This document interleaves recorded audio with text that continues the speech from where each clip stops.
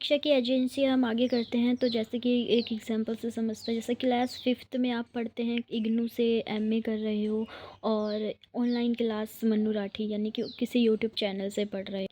तो इसमें फ़र्स्ट वाला फ़ेस टू फ़ेस एजुकेशन हो जाएगी। और एमएस कर रहे हैं इग्नू से, ये हमारा डिस्टेंस यानी कि दूरस्थ शिक्षा हो जाएगी। और ऑनलाइन यूट्यूब चैनल्स वगैरह से पढ़ रहे हैं तो ये हमारा ऑनलाइन एजुकेशन। तो इसमें हमारा फ़ेस टू फ़ेस एजुकेशन आ जाएगा, डिस्टेंस एजुकेशन, ऑनलाइन एजुकेशन। अब इसमें क्या है, फ़ेस टू फ़ेस में आमने सामने की शिक्षा व्यवस्था में रेगुलर कांटेक्ट होता है, यानी कि नियमित संपर्क, नियत आमने सामने की परस्पर अंत्यक्रिया होती है, फ़ेस टू फ़ेस इंटरेक्शन होता है। और इसमें भौतिक रूप से अलग अलग आमने सामने की सीमित संपर्क, इसमें physical represented but limitation face to face contact. तो सीमित सीमित होता है इसमें face to face contact, distance पे होता है। इसमें क्या होता है, ऑनलाइन में हमारा यानी कि यह फिजिकल क्या है, इसमें छात्र भौतिक रूप से अलग अलग पर नियमित ऑनलाइन संपर्क और प्रति फीडबैक भी मिलता है इसमें हमारा। तो इसमें जो निरौपचारिक जो हो जाएगा हमारा 2 और 3 हमारे यानी कि इग्नू से मतलब डिस्टेंस, और जो भी ऑनलाइन प्लेटफॉर्म होते हैं वो हमारे non formal system of education में काउंट होते हैं।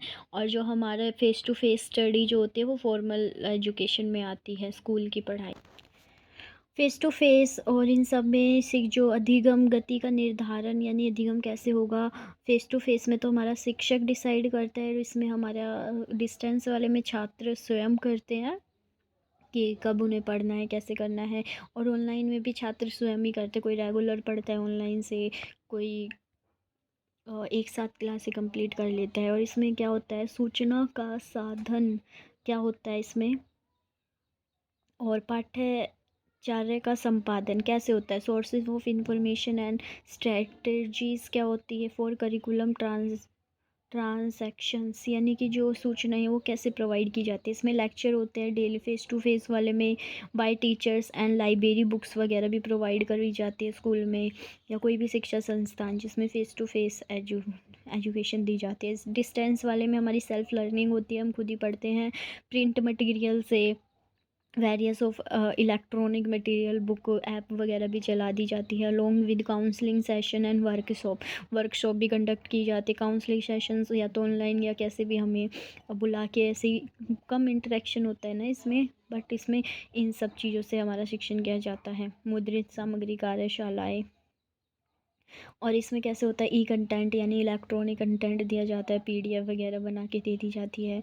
और कस्टमाइज्ड वीडियो होती है, लाइन टू लाइन जैसे भी पढ़ना है। रेगुलर ऑनलाइन डिस्कशंस होते हैं, ई विषय वस्तु नियमित ऑनलाइन चर्चा वगैरह। और इसमें कैसे पढ़ाई होती है, पीयर ऑफ ग्रुप इंटरेक्शन भी होता है, और इसमें कांस्टेंट हमारी फेस टू फेस एजुकेशन होती है। और इसमें इंडिविजुअलाइजेशन सेल्फ फेसिंग लर्निंग, व्यक्ति के अनुरूप जैसे वो करना चाहता है उसकी मर्जी होती है। और कम इंटरेक्शन होता है, कम ऐसे एजुकेशन वगैरह का प्रोवाइडेशन होता है। कंप्लीट सेल्फ फेसिंग और पॉसिबिलिटीज़ में जो संभावना होती है कैसे चलती है एजुकेशन की, कॉन्स्ट पॉसिबिलिटी होती है, कर भी सकते हैं नहीं भी कर सकते हैं, पूर्णतः अपनी गति से जैसे आप खुद करना चाहते हैं ऑनलाइन वैसे होता है। देन इसमें क्या आ जाएगा हमारा अप्रोच, उपागम क्या होते हैं।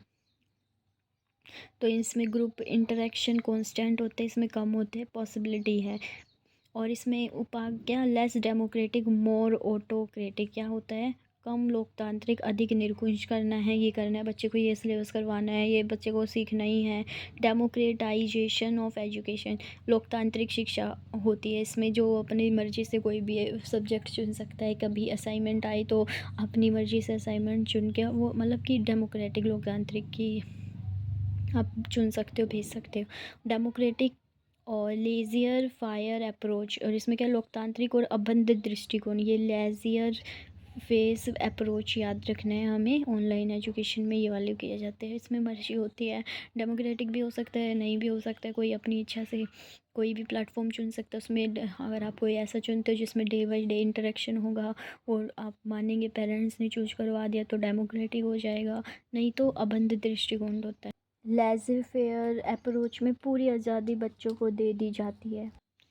अधिगम कैसे होता है? Mostly teacher centered teaching and teacher direction classroom activity शिक्षण केंद्रित शिक्षण होता है।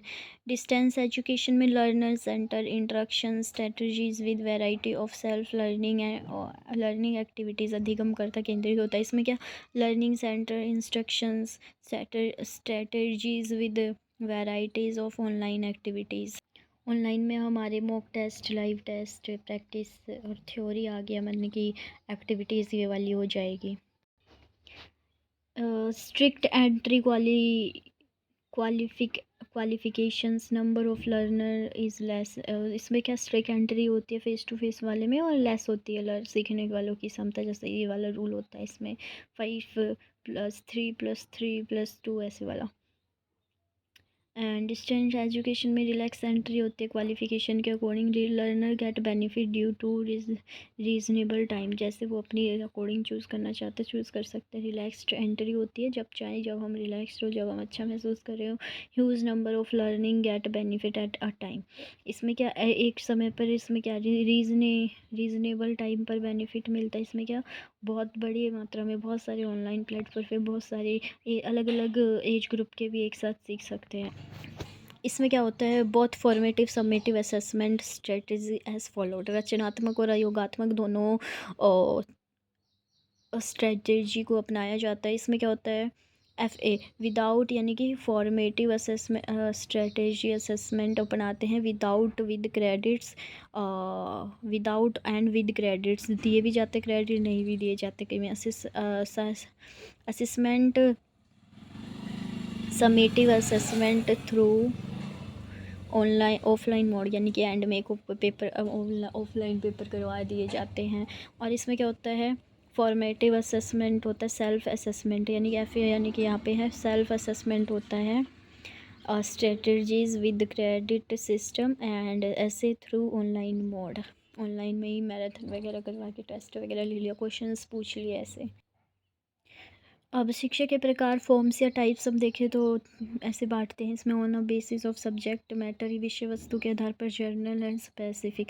अभी जो नई एजुकेशन पॉलिसी आई है उसमें जो हमारी अप टू 8th की जो सामान्य शिक्षा मानी जाएगी और जो हमारी 9th हमारी विशिष्ट शिक्षा में आ जाएगी। और बेसिस ऑफ नंबर संख्या के आधार पर इंडिविजुअल एंड ग्रुप या कलेक्टिव एजुकेशन यानी कि सिक्स व्यक्तिगत किसी एक को हमने पकड़ के होम ट्यूशन वगैरह दे दिया तो वो इंडिविजुअल हो गया। ग्रुप एंड कलेक्टिव समूह ऑनलाइन पढ़ा दिया हमने बहुत सारे बच्चों को कलेक्ट करके वो ग्रुप या कलेक्टिव एजुकेशन के ला जाएगा। On the basis of organization के फॉर्मल इनफॉर्मल नॉन फॉर्मल ये तीनों ऑर्गेनाइजेशन है यानी कि औपचारिक अनौपचारिक और निरौपचारिक।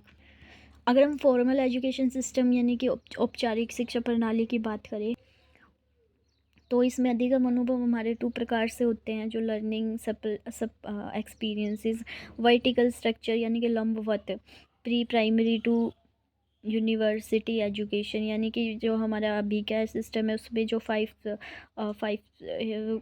तक हो गया फंडामेंटल प्राइमरी फिर +3 करके प्राइमरी हो गया हमारा फिर मिडिल प्राइमरी एंड फिर हमारी सेकेंडरी जुड़ जाती है।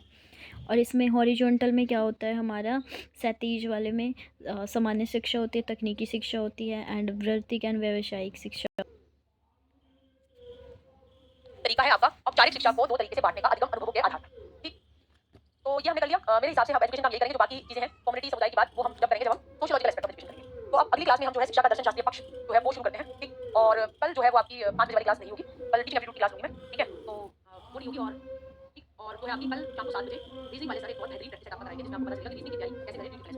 ठीक है, ये सारी बात कल 7 बजे से लेकर 8 बजे वाली क्लास होगी। ठीक है, और जो है टीचिंग एप्टीट्यूड का प्रभाव वगैरह करवाऊंगी। ठीक है, मैं देखती हूँ अगर आपको भी चलो करवाइए जैसे मुझे बात कराना था कोई आपको करवानी तो 5 बजे आ जाएगा टीचिंग एप्टीट्यूड वाली क्लास लगाएगा आपके वाले बैच में शुरू करा दूंगी। ठीक है, इनको बीएड टेंडर से भी आया है। ठीक है, कल हम स्वयं प्रभाव ये सब क्या होते हैं ये सब जानेंगे तो आप आइए। ठीक है, 5 बजे आप टीचर लगवा देते हैं आप ठीक है चलो आज देखते हैं 5 बजे हाँ प्याजले सोगी 4 किलो प्याजले सोगी 4 किलो प्याजले सोगी 4 किलो।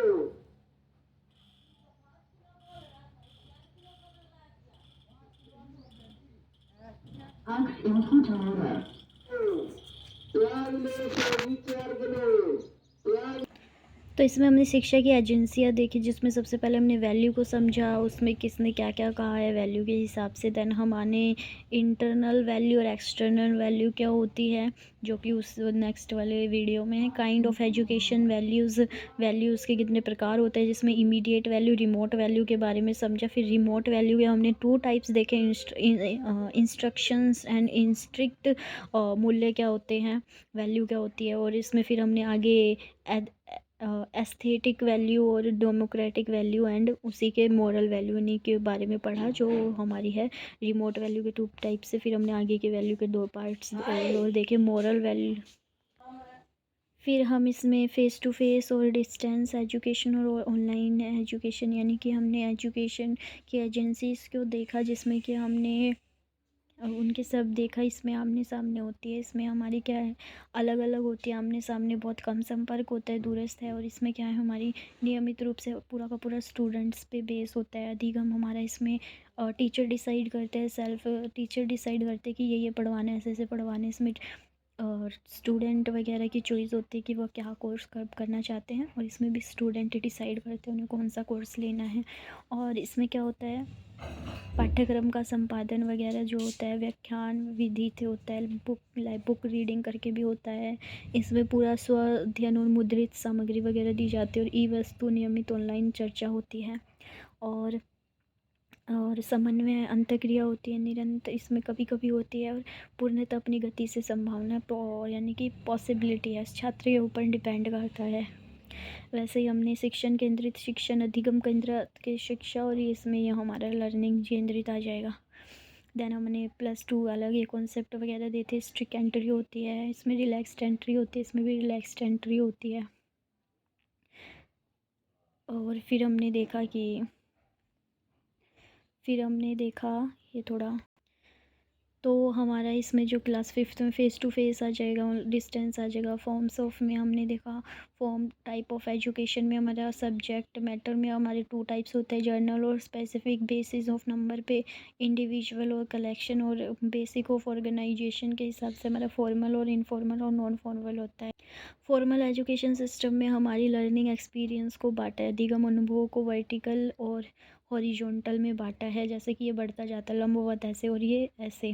मर्जी है, इसमें सामान्य शिक्षा होती है जो आप पढ़ना चाहते हैं, तकनीकी शिक्षा होती है, प्रोफेशनल और वोकेशनल जो कोर्स आप करना चाहते हैं, वर्तीक और व्यावसायिक शिक्षा होती है। तो ये थी हमारी शिक्षा की एजेंसियाँ।